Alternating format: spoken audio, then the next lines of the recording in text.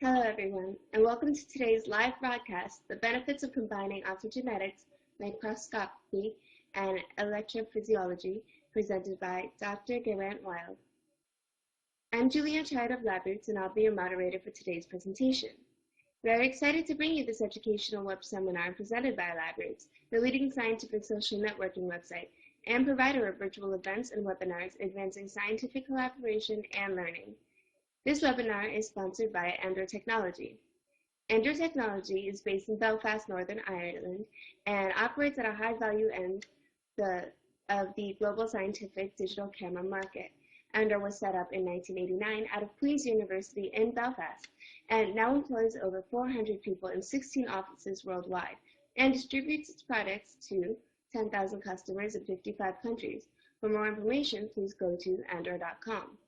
Before we begin, I would like to remind everyone that this event is interactive, and we encourage you to participate by submitting as many questions as you want during the presentation. Just click on the green Q&A button located in the lower left of the presentation window and type your questions into the box that appears on the screen. We'll answer as many questions as we have time for at the end of the presentation. Also, please notice that you will be viewing the presentation in the slide window. To enlarge the window, just click on the screen icon located on the lower right. And if you have trouble seeing or hearing the presentation, please click on the support button at the top right of the presentation window, or use the Q&A button to let us know that you're having a problem. This is an educational webinar and thus offering free continuing education credits. After the webinar is over, please click on the CE button located on the bottom left-hand corner of your web page, and then follow the process of obtaining your credits. Now, I would like to introduce Geraint Wilde. Dr. Wilde studied pharmacology at the University of Leeds before proceeding to postgraduate studies at the University of Southampton. After attaining a PhD in 1997, Dr. Wilde continued his interest in neuroscience with a postdoctoral position at the University of Warwick. Following this post, he then moved to the University of Liverpool to work in the laboratory of Professor Michael White, focusing on intracellular signaling, gene expression through live cell imaging. Dr. Wilde used microscopy through most of his research career, and having caught the imaging bug, decided to pursue a commercial career in this field. Having worked for a few companies selling microscopy products, Dr. Wilde joined Andor Technology in 2009. Since then, he has moved into the role of product manager for microscopy systems, focusing on product development applications, delivery to market, and support. Please join me in welcoming Dr. Wilde. Thanks, Julianne. Thank you very much for the introduction. So good morning, good afternoon, depending on where you are, I guess, in the world watching this. I think early morning for some of you on the West Coast. This is going to be primarily an educational presentation, though you will note that I'm from Andor, so from a commercial company, but I'll maintain an educational aspect as much as I can.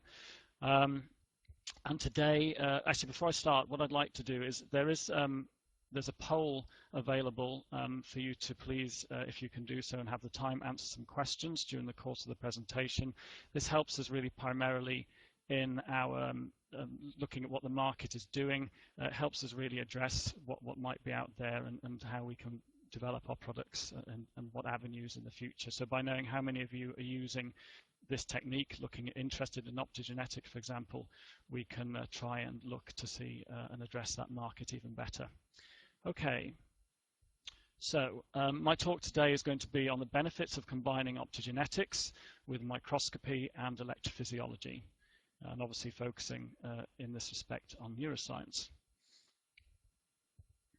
So back in 1999 in the Kuffler lecture series, Crick stressed the importance of combining the techniques of molecular biology and neuroscience. And his argument was that to understand a complex biological system, one must be able to interfere with it both precisely and delicately, probably at all levels, but especially at the cellular and molecular level. And this was in order to obtain as much information and detail as we can about complex, I guess, complex networks and for example, as in the case of neuroscience. So, as I say, focusing on optogenetics and optophysiology. So what are the goals of optogenetics? So optogenetics primarily is designed, or the aim is to perturb cells and or signaling pathways with precise control in the spatial and temporal domains. Whilst optophysiology is more about, less about perturbation, but more about observing cells or intracellular signaling events in real time using optical probes, allowing for a macroscale imaging of cells or networks. And as I said, this is primarily without perturbation. So for example, recording voltages or electrical transients without, for example, using electrodes which are invasive. So very common optical stimulation techniques currently that many of you may be aware of would be the likes of photobleaching. So that's fluorescence recovery after photobleaching, whereby you'd be looking at, for example, the dynamics of proteins within a cell or the turnover of proteins within a cell, proteins that you've labeled fluorescently. Photoactivation and photoconversion are both similar techniques. Again, labeling a protein of interest with a green or red fluorescent protein, for example, and then either switching them off or converting them from one color to another, again to help you understand the dynamics of proteins that you're interested in within cellular models. And then finally, there's another form here, uncaging. So this, for example, would be to take a transmitter such as glutamate or an intracellular signaling molecule such as calcium, caging it in a compound, being able to introduce that into a cell in a caged inert form, and then targeting that caged compound with light to release it in a very controlled and localized way within a cell to better understand how that compound, how that molecule, for example, works within subregions of a cell. And these are probably techniques that you're already fairly familiar with. They're fairly common these days. More precisely, what is optogenetics? So it was first defined, well, maybe not first defined, but it was defined by Meisenbach in 2009 as a branch of biotechnology which combines genetic engineering with optics to observe and control the function of genetically targeted groups of cells with light, often in the intact animal. And basically, these are genetic tools that will allow you to express optins, which are light-sensitive proteins in, for example, a membrane of cells, and then use specific wavelengths of light, which activate the optin, and then when the optin itself undergoes a conformational change, then that will trigger a cellular response. This could be opening of channels, or it could be, for example, the activation of a secondary messenger system, such as cyclic AMP.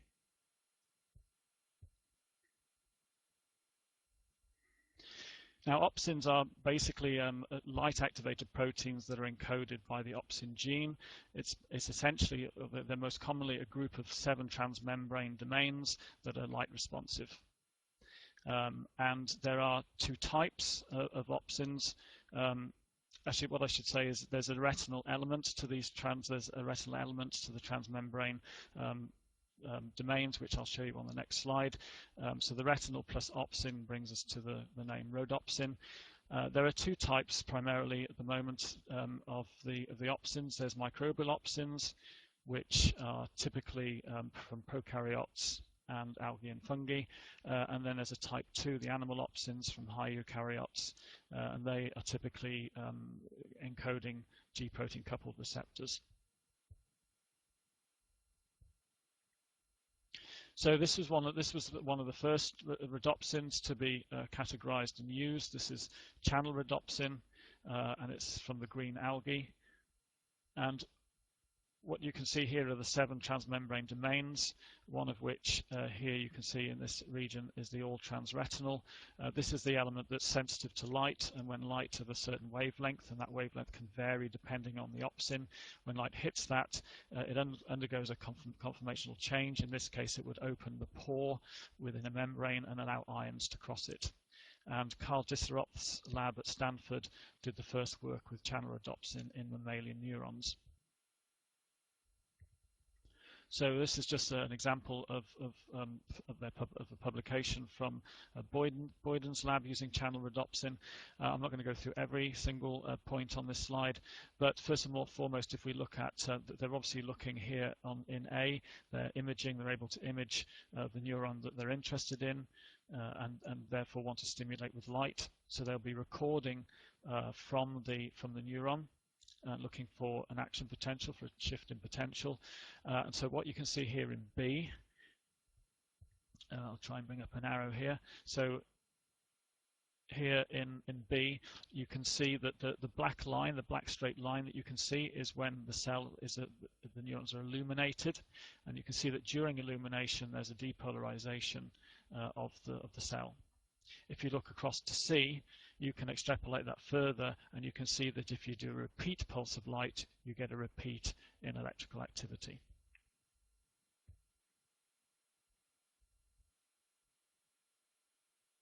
So it's quite a powerful way of being able to mimic, for example, the cell signaling, the signaling that you would have in a neuron or a neuronal network.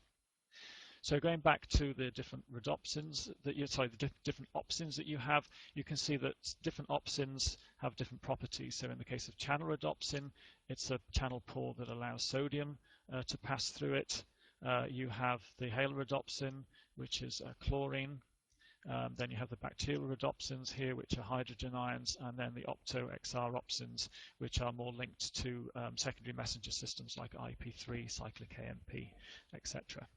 And there's a whole family of these, and there's sort of new ones being discovered and utilized all the time. So pretty much over time, if you look around, there's likely to be a tool, an opsin, that's relevant to your research and what it is you're wanting to look at.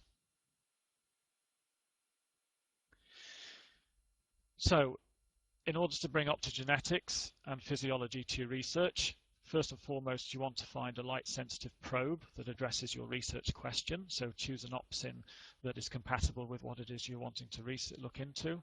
And then you need the ability to genetically target that probe into your specimen.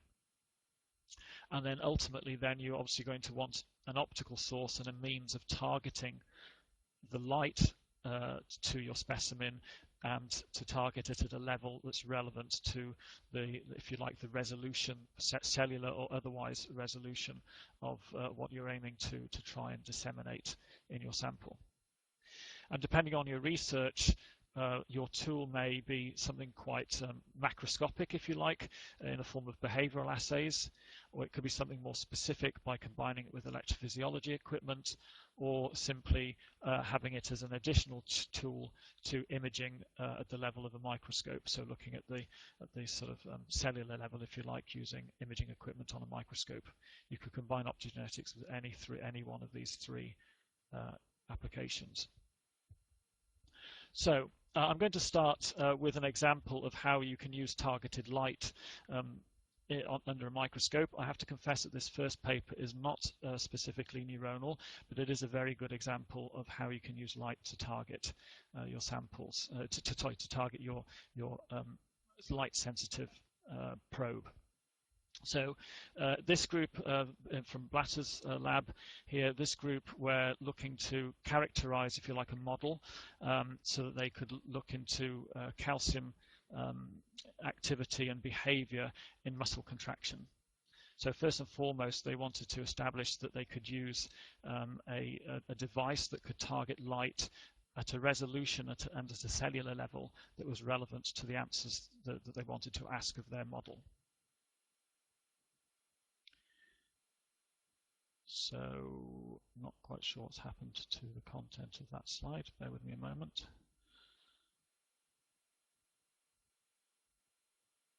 Okay, there we go. Right, so if we look at this slide here, the first row, if you look at the top here, A, in the first picture, what we have here is we have the lab with the group have basically taken fluorescein in a liquid form on a microscope slide. They've taken fluorescein. They've with their device, which in this case is a DMD device. This is the device on their microscope that they're going to use to target their light.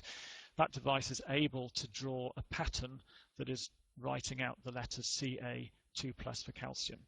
And then they can target the fluorescein with 4 or 5 nanometers, and they've basically bleached the word calcium into their fluorescein blob on their slide.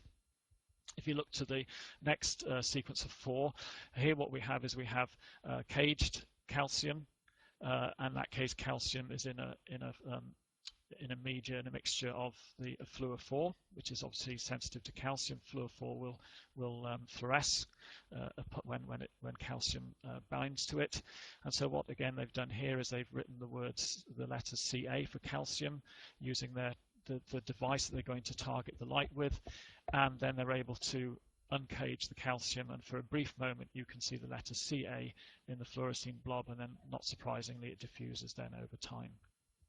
So they've now taken this ability to create very discrete areas of illumination, and they're now targeting in this experiment muscle cells. So they're not targeting the whole muscle cell, they're targeting 2 discrete regions in B, in the second row here of the image, of the slide I should say. They're targeting 2 very discrete regions of light, and what you can see is you get a subsequent contraction of the whole muscle fiber. And this model, generally speaking, there was a lot more obviously to this paper than this, but this model was demonstrating the fact that you could stimulate muscle contraction through very discrete areas of stimulation or calcium release, and that they were able to then look at calcium-induced calcium release in their model and try and disseminate its behavior further. So that gives you an idea of the kind of detail that you can achieve targeting light at these light-sensitive probes using microscopy. So this is another good example. Now we're moving back to the more familiar world of neuroscience. So here we have the group here of from the Pierre-Marie Liédo lab and Matt Valley lab at the Pasteur Institute in France. And this group are very interested in these are slice preparations that they're using, and they're interested in mapping neuronal networks as quickly as possible before the slice dies. So what they are here is they're able to optically stimulate the mitral cells and basically elicit an inhibitory postsynaptic current in the mitral cells. So they're optically stimulating. If you look at A, you can see where the optical stimulation is of the mitral cell, and then they're recording upstream on a granule cell, and then they're looking to see how that affects the electrophysiology of this particular network here. And what they're looking to do is as quickly as possible, and you can see this grid. So if you look in the image where B, and you can see this grid, they're able to very quickly stimulate each one of these squares of the grid in sequence and map where they hit a cell, a mitral cell, where they hit it, and therefore when they are successful in stimulating, what effect that is having at the electrical recording further downstream. So for example, if you look now at C, you can see actually, sorry, in B, you've got a yellow and an orange square. If you look at C, you can see that when they hit the yellow square, and there's a neuron mitral cell in there, when they hit the yellow square, they get a nice synaptic, they get a nice response from their recording electrode, but the neighboring square, they get no response at all. So this way they're able to map very efficiently their neuronal network within this slice culture before the slice dies, and this high throughput is of great benefit for their work. So so that was an example. The previous slide was an example of where they're using channelrhodopsin. I didn't say that actually, so that was channelrhodopsin. So that's looking at opening pores in the membrane for excitation of cells. Now we're moving on to an opsin, which is associated with secondary messenger system. So this is from the Gautam lab. So what this lab is doing is they're interested in looking at if they stimulate G protein coupled receptors on neurites, whether they can initiate neurite initiation and extension. So what the group are doing here is they've got cells that are expressing opsin with M-cherry. So if we rather than look at the top of the slide, if you look at let me see if I can pull up an arrow again. So if you look at here where my arrow is pointing. So these are basically opsin, genetically modified opsin with G-coupled protein receptor characteristics combined with M-cherry so that they can visualize the cell. So that's the red color. And what they're going to do is they're imaging the cell in red, and then they're going to be using a very discrete region exciting with light in order to try and stimulate the opsin, the G-coupled protein opsin. So if you look at this first strip here, B, you have your cell. What they're doing is the little yellow box is where they're targeting their light to stimulate their opsin. And you can see that over time, as they stimulate that region of light, you can see that the cell is starting to extend. You're getting neurite extension towards the stimulation, the light stimulation where it's being targeted, and over time you're getting a neurite formation. And in row D, this is looking at the actin in a similar kind of experiment. So here again they're stimulating just at the edge of the in order to stimulate the neurite formation, and then over time you can see not only is the neurite formation occurring, but also you're getting actin formation as well to support the permanent formation of that neurite. So it's quite a powerful tool to be able to use these opsins with such a discrete way of illuminating your sample.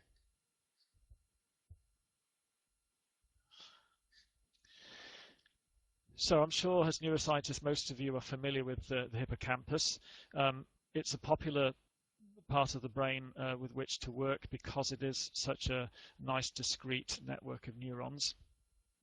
And it's also defined by very discrete regions that are easily targeted, such as the dentate gyrus. So for those of you who don't know, the flow, if you like, of the network is from the dentate gyrus through the CA3 and then round through to the CA1. And there's a nice network of neurons here, both excitatory and inhibitory, that people like to try and work with to understand communication between neurons and populations of different types. The challenge has always been, up until fairly recently, before optogenetics was really a viable tool, the only way really to investigate networks within the hippocampus, where obviously through electrical recording, but then if you wanted to try and stimulate nerve cells in a particular way, you were typically having to resort to things like iontophoretic, for example, application of a neurotransmitter, so an excitatory molecule, say such as glutamate, for example. But in applying transmitters or chemicals in this way, it's impossible to get discrete stimulation of a single nerve cell. You'd always typically get obviously a population of cells being triggered, which makes disseminating a neuronal network and specific connections very hard to do. So what we can do is now use targeted light. So let me go back a slide there. So what we can do now, instead of using chemicals, adding chemicals which are hard to target, we can actually just having genetically modified the sample, the organ, the model that we want to do. So let's say mouse in this case, having genetically modified the neurons of interest, then we're able to target those with light. So this is a good example of how we can improve targeting of light to get nice discrete neuronal responses. So if you look at the slide here, and I'll bring up another arrow. Come on, arrow. Oh, it keeps collapsing. Sorry about that. So I'm just trying to get my arrow. Okay. So if you look here in the first up here where my arrow is, so you can see this is a model whereby it is genetically modified so that we have opsins expressed, but the light stimulation wasn't particularly discrete. It was a regional stimulation. So the consequence is that you have depolarization, but you can see that it's a multisynaptic response. There isn't a single discrete action potential here. But if you look below this, then it is possible with the right light source, with the right hardware, it is possible to actually discretely excite a single neuron.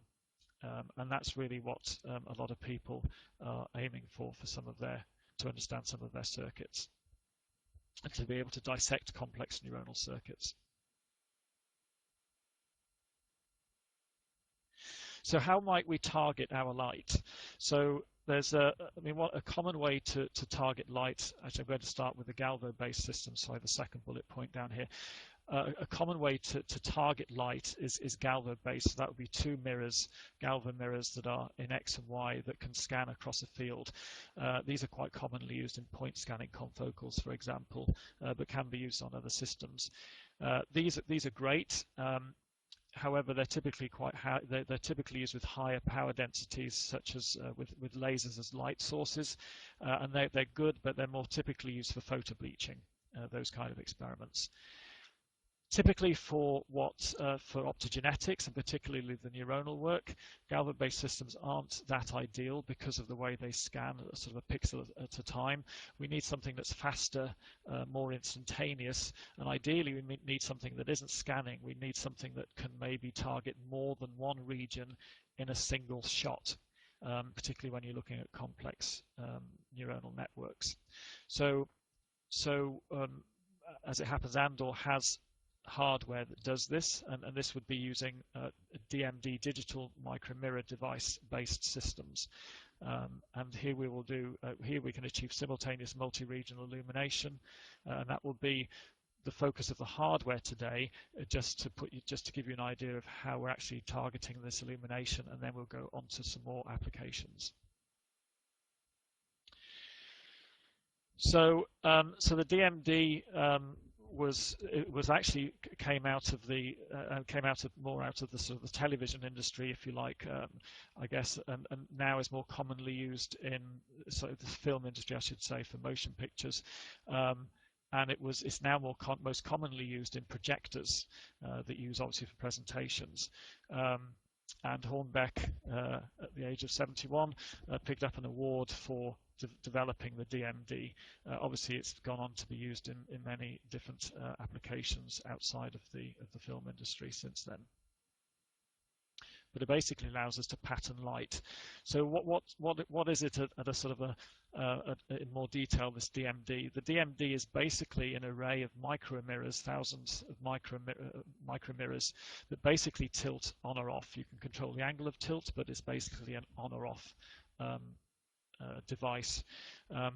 But by having these thousands of micromirrors, you're able to project patterns. So if you can, using software, define a pattern, then you can have the micromirrors transmit that pattern onto, in the case of a projector, onto a screen. In the case of microscopy, you can have that pattern projected through the objective onto your sample. So you can see here in the bottom right of this slide that we're able to project strips of light onto this cell. This is photoactivated GFP, so you can see very discrete strips of activated GFP so that you can actually visualize the actin in the cell, and then you can then go on to see which direction the actin is flowing. So in what form does that DMD sort of take, and how can it be used with a microscope? So this happens to be our device, call it Mosaic 3. The DMD digital mirror device resides in the head of the instrument, which is here, just where my arrow is. That is coupled to a larger optical component. On the left here, we have a light input, which can either be lasers or LEDs. This is the illumination source. This is the light source that's projected onto the DMD, and then the DMD with its pattern that's been defined through software. The pattern then is projected down through the optical system and to the microscope. To give you a better idea of where this fits in terms of a microscope, I'll move on to this slide. So you can start with the base of your microscope. You can add the Mosaic device or the DMD device in between your microscope and your eyepieces. And then you can simply add a camera and you're good to go. And then basically, obviously, then you need a PC and a workstation. You need a means of being able to target the light. So the camera offers two opportunities. It offers you obviously the opportunity to image your sample, but also it gives the ability to calibrate the DMD device so that it knows where to target patterns that you generate using the software interface.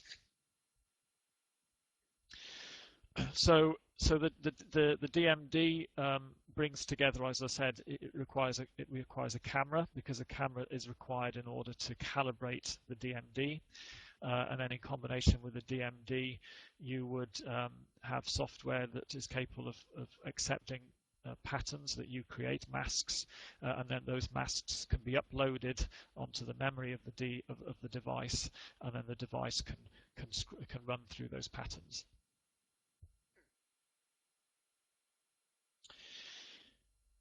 So before we move on to, I guess, more application data and actually how it might work, first and foremost, obviously, you need to choose your light source. The DMD still requires a source of light.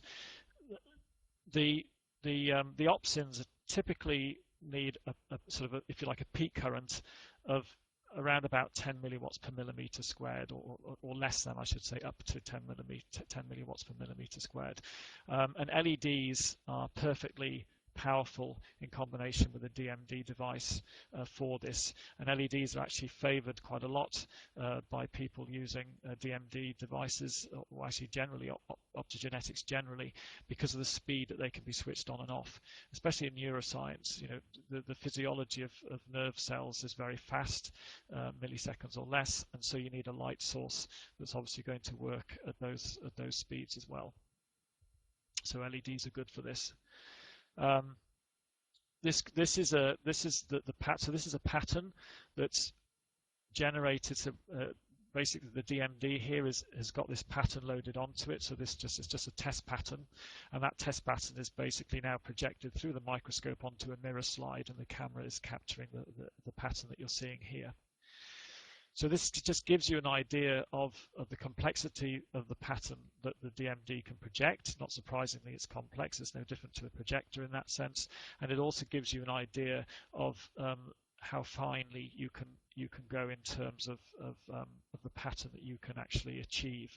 So we're going down to fairly small line pairs, that's small numbers of line pairs per millimeter here. So I mean, we're not diffraction limited, but we're getting close to that end.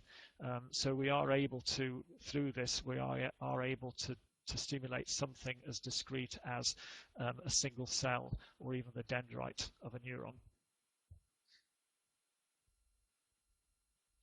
And not only is it capable of doing black and white images, but also, sorry, the movie's not going to play here, I've realized, but also we can do gray scaling with it as well. And we can do gray scaling simply by dithering some mirrors over a period of time. So it's possible to do, you know, 8-bit, 16-bit, etc. gray scaling, so that you can actually have. And doing this, you can achieve very specific light dose responses, and you can actually have different regions in the same pattern with different light intensities, which might be relevant to your model that you're looking at. Again, sadly, these movies aren't going to play either. This was just going to give you an idea of the kind of patterns that you can generate. You can generate patterns sequentially, simultaneously, obviously, and then equally on the right there you can do cumulative patterns. As I say, the movies aren't going to play. But for example, if you look at the cumulative one, you could imagine that this was a series of neuronal cell bodies or bits of parts of dendritic processes that we're discretely stimulating, and you could stimulate those in different combinations in order to establish what the downstream effect might be.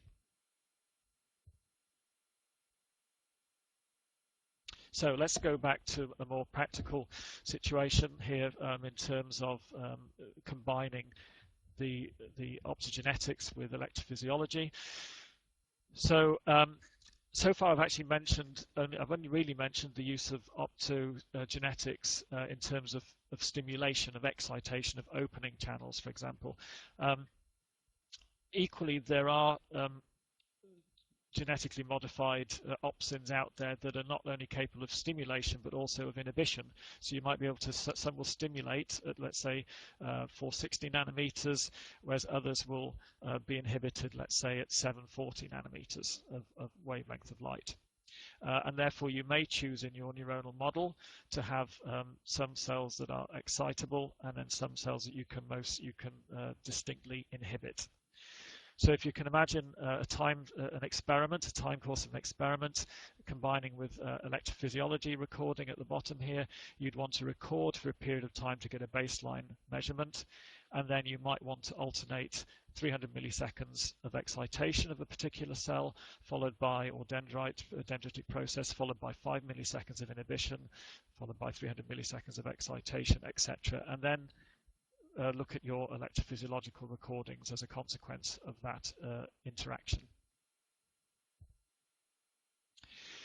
Now you can look at that in combination with your electrophysiology rig. So if you're an electrophysiologist, then you can combine. You're typically going to have a digidata, some form of device that is a pulse generator, if you like, to combine your electrophysiological work with stimulating or interacting with other bits of hardware. So in this case, it's possible to load. So let's start with the mosaic in the top left, in the top right there. You would start, for example, by loading a series of patterns, illumination patterns, onto the memory of the mosaic device.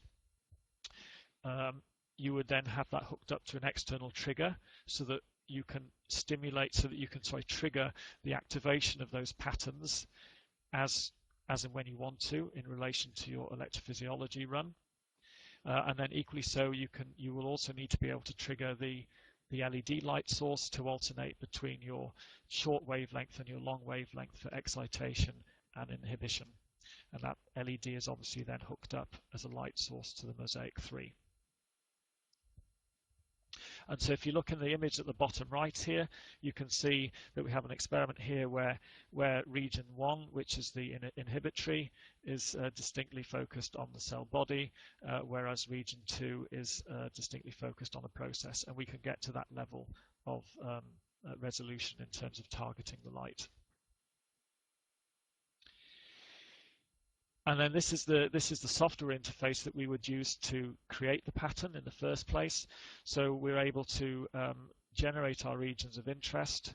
We can then upload that pattern onto the mosaic. We can choose whether that's going to be a sequential pattern or a cumulative or a simultaneous. And we can load those on to the mosaic, and then we can have them sat there waiting to be called off every time a TTL signal comes through from the electrophysiology rig. And then if you're using something like Clampex software, then you're able to combine that mosaic activation, that's the mosaic sequence, in with your electrophysiology recording, and have everything time in perfectly so that you can get a good, complex, well-timed experiment out of combining the two sets of hardware.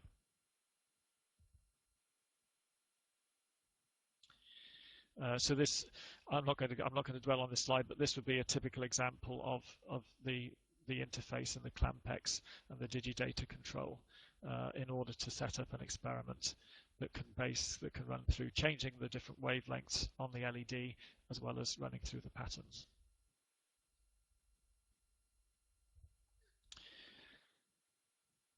So that's using optogenetics in combination with electrophysiology, but increasingly now people are moving to more, rather than using electrophysiology necessarily as the recording mechanism, they're using more sort of optophysiology techniques. So these are typically the fluorescent probes. They're fluorescent dyes that are sensitive to various changes in conditions. So for example, we have the genetically encoded voltage indicators or voltage sensitive fluorescent proteins. So there are a range of those, so that it's, rather than using electrophysiology to record changes in electrical activity, then we have these fluorescent proteins that will change in intensity in response to a change in voltage. So this is a much less invasive way of recording from cells, and actually does mean that you can record purely using imaging techniques as opposed to having additional hardware. Equally, there are a whole range of these various probes that are sensitive to different things. So from the Augustine lab here, we have chlameleon. So this is a fluorescent protein that is sensitive to chlorine. When it interacts with chlorine, it undergoes a conformational change that gives then out a fluorescent signal. There are pH sensitive forms of pH sensitive probes. There are the GECIs, the calcium indicators. So these are probes that change in intensity when calcium binds to them. Equally, you have them for temperature changes and also transmitter release. So there's a glutamate sensitive protein here.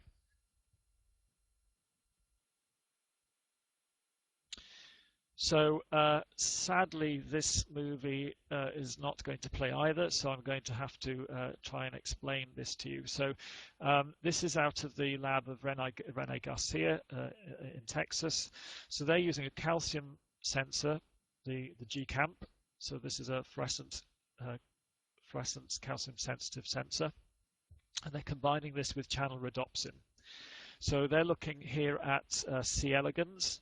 They're looking at the protractor muscle. So this is the sex organ of the C. elegans, and they're looking at the spicule and more specifically the protractor muscles. So if I, with the aid of some arrows, work my way through this.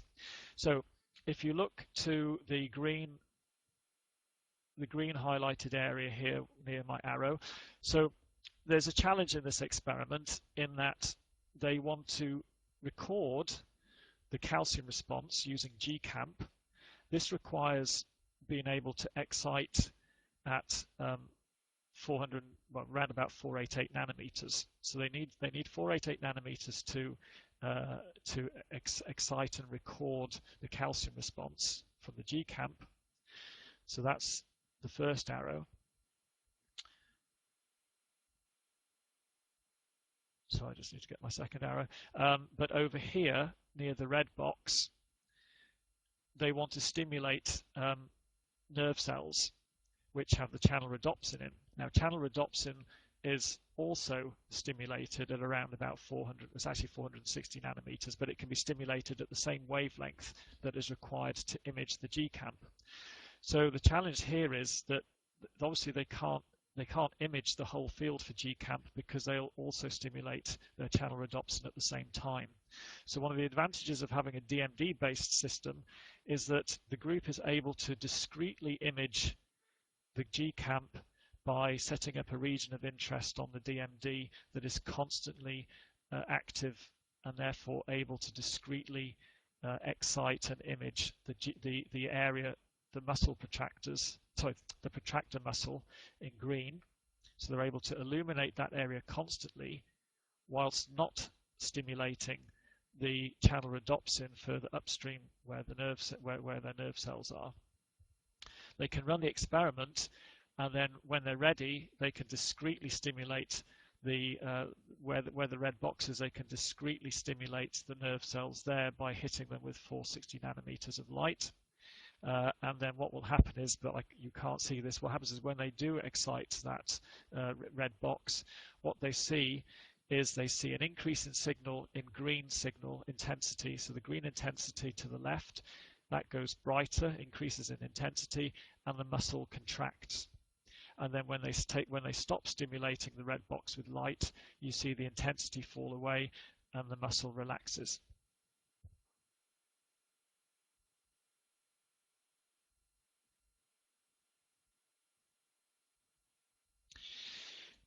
And then another example of using, in this case it's not calcium sensitive, it's a voltage sensitive. So George Augustine's group again, they're able to combine micromirror based optogenetic photostimulation with voltage sensitive dye imaging. So here you can see this is purely obviously now all based on imaging. There's no electrophysiology. So what they're doing is they're imaging a neuronal population here, and they're looking at the interneurons, and they're able to, using voltage sensitive dye imaging, they're able to record the electrical activity through imaging rather than through electrophysiology.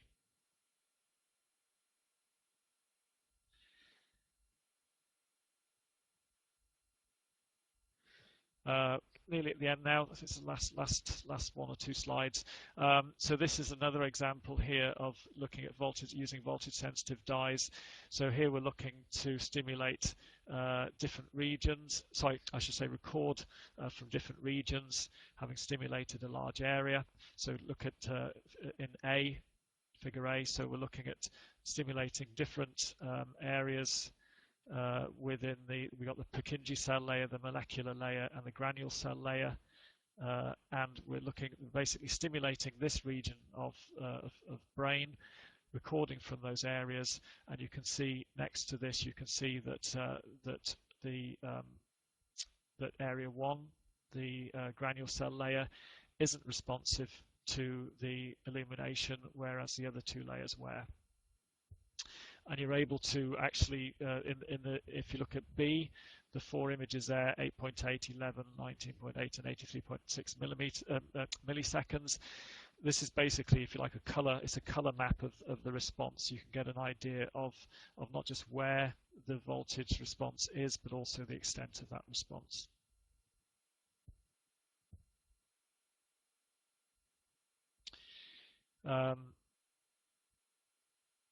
And I think in order to make sure we leave time for questions, that's just another example, so I'm going to skip through this. Well, I suppose actually I may as well quickly cover it. So this is a good example of showing you how you can use the DMD to actually be very discrete in where you're trying to target. So if you look at A in the top left here, if I bring up my arrow again, so you can see here that the group here are interested in mapping different, see these little boxes, mapping very discrete dendritic processes, and then looking to see what that does in terms of response, and also they're playing with light doses as well. So if you look over to D at the far end, what they've done here is they're trying increasing light doses. The lines are connecting neurons, neurons of a similar, the same neurons. So they're looking at responses from the same neurons, but at different light doses, so different intensities of light. And you can see that they can control the level of activity according to the amount of light that they're illuminating the cells with. So you can get a light dose response curve in terms of voltage activity or electrical activity from those cells. So it's quite a powerful way of disseminating your neuronal networks. So basically, obviously, what I've hopefully managed to convey is the power that we now have, combining optogenetics with neuroscience, and having the ability with the right technology to very discreetly stimulate specific neurons or groups of neurons or even dendritic branches. You're able to disseminate to a high degree of detail. You're able to sort of pull apart networks and responses, neuronal responses, using these tools, both targeting light, but also tools that can sense things like voltage changes, for example, and calcium changes. So that concludes my presentation. Thank you for spending the time with me this afternoon, and I will take some questions if there's some questions there. Let's open up the Q&A area.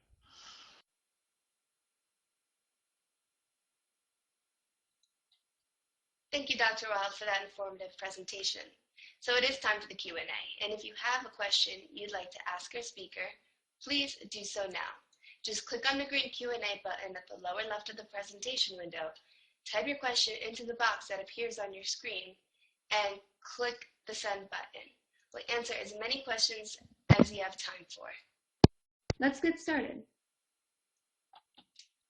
Our first question is, how do you make sure that only one channel is activated by targeting CHR2? Okay, so in answer to that, so I've got an echo. Okay, so the ability to activate a single channel is unlikely. My apologies if I've conveyed that it can be done at the single channel level. It will obviously be a population of channels within a region. So we're able to stimulate, let's say, down to the dendritic branch level, but we certainly don't have the resolution here optically in this system to be able to stimulate a single channel.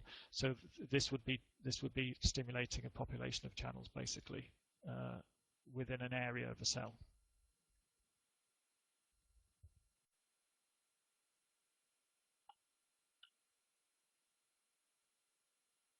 The next question, does the creation of GPCRs linked to behavior via chemotaxis precede the creation of GPCRs that link phototaxis to the responses measured in the context of optogenetics, microscopy, and electrophysiology?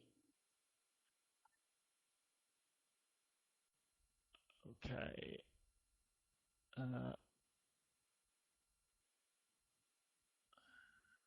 Right. Okay. Hi. So I must confess that question was so long that I haven't followed it. What I need to do is try and find out. Oh, tagged. Right. Sorry. I'm just trying to find the question so I can see it. There we go. Thank you. Okay. So, does the creation of GPCRs linked to behavior via chemotaxis precede the creation of GPCRs that link phototaxis to the responses measured in the context? GPCRs linked to behavior. Well, I do apologize. I am not following that question fully in order to answer it. So what I'm going to do is, I'm assuming I have the opportunity to answer questions afterwards more completely. So I think, if you'll forgive me, I'm going to answer that one later independently because I need to probably give it more thought than I can give it justice now. So I will come back and answer that question, but I'll do it in writing if that's okay.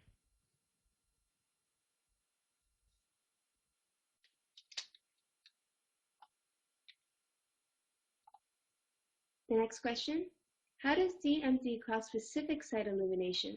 I understand the principle, but not how it happens. So, specific site illumination. So basically, so the DMD, as I explained, is a series of micro mirrors. So what we do is we can basically use software to define which of those micro mirrors, or well, which of those micro mirrors and how many of those micro mirrors switch on. When those micro mirrors flip to switch on, they will then reflect the light from the light source. They'll reflect that light down through the optical system, through the objective, onto your sample. So basically, we create a pattern, a region, using software that dictates which micro mirrors are switched on, and then the pattern of micro mirrors that are switched on are then projected onto your sample. Your sample is obviously, well, in this case, is under an objective, and so we're able to target quite specifically that light to wherever it is on your target. What we will have done previously is calibrate that DMD. So within the field of view of your camera, we can associate a pixel of the DMD to a pixel of the camera, and by doing that we can map a pattern very specifically from the DMD through to the sample itself. I hope that explains that for you.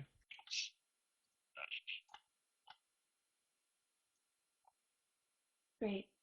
The next question is there an optimal spectral range for the use of DMD system? Would it work well with NIR light as well? Okay, so there is an optimal spectral range.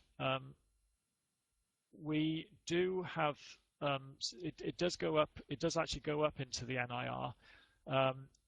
It well, actually also acting specifically NIR. So at that end, yes, we do have some people using it up at the NIR end of the spectrum. It does drop off round about 800 nanometers, if I remember correctly, but it sort of tails off.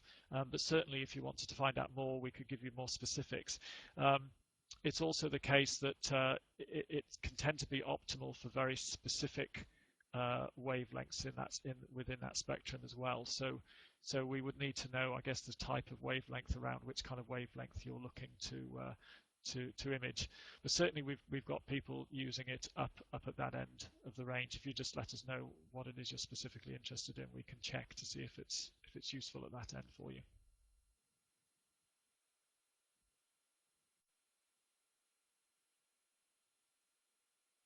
Great. What are the different types of optins in humans that can be useful for optogenetic study? Okay, that's probably out of the realms of my knowledge.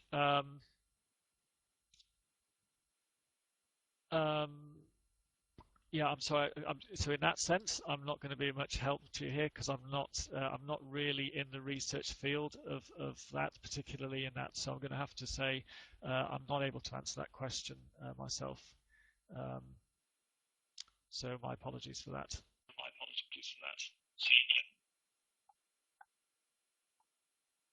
Okay. Is there any effect caused by changing the intensity of optical stimulation?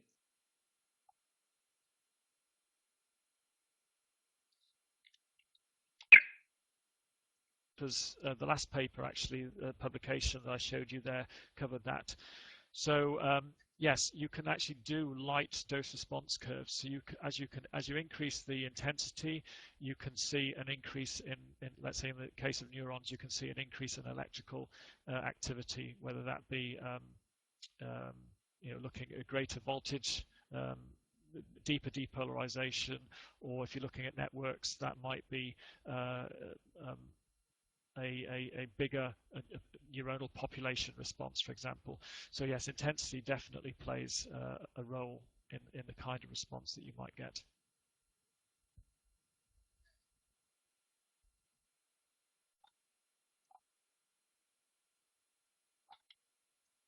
Okay, we're almost out of time, so this will have to be our last question.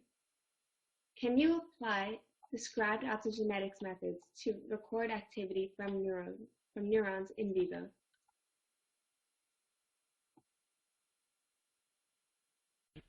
Can you apply described optogenetics methods to record in vivo?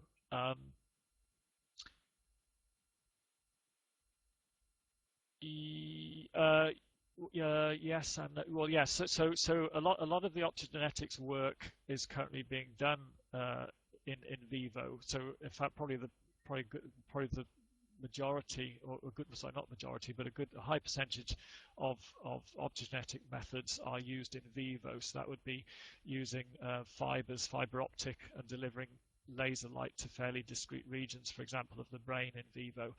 I guess it would be possible to apply this to an intravital model if you're asking more in relation to combining with microscopy. So yes, it would be possible with some consideration, with some consideration, it probably would be possible to apply the DMD method in an intravital method in an intravital way using microscopy.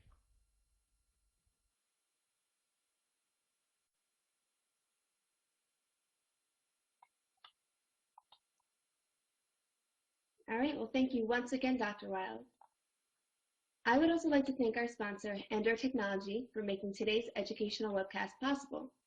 So before we go, I want to let everyone know that today's webcast will be available for on-demand viewing until September 2016.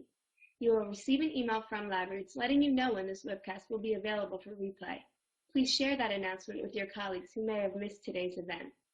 That's all for now. Thank you for joining us, and we hope to see you again soon. Goodbye.